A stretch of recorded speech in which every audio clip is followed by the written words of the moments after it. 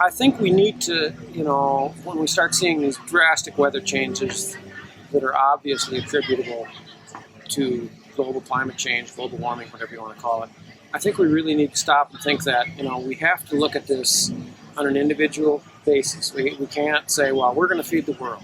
We need to let the world figure out how to feed themselves, and we need to be able to let them do it politically, and we need to be able to feed ourselves politically.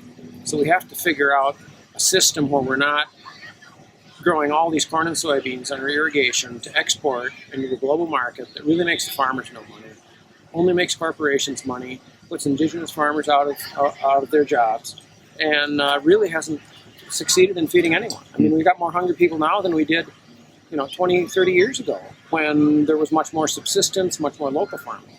So I think we need to kind of take a few steps backward and look at where we used to be and say, yeah, there were some things there that we can improve on, but that system made a little bit more sense in this global agricultural system, which ain't going to work. I'm just so concerned that the average age of farmers is getting so high and nobody wants to begin farming anymore.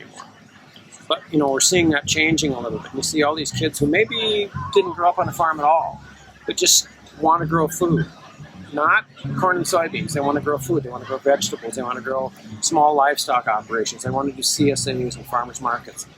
And, that's the way most of the world really feeds itself, is in small-scale local production.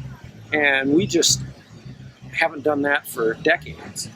And to me, that's really the only system that can work, because if you have everything tied up in a global system and you have a widespread drought like we have this year, what do? Where's the food going to come from?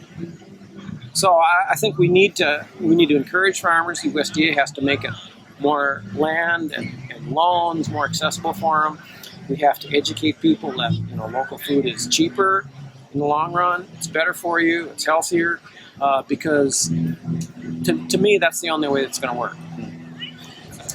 I guess the biggest thing that in this country is that the corporations that control the food system are no different than the corporations that control the energy system or whatever else.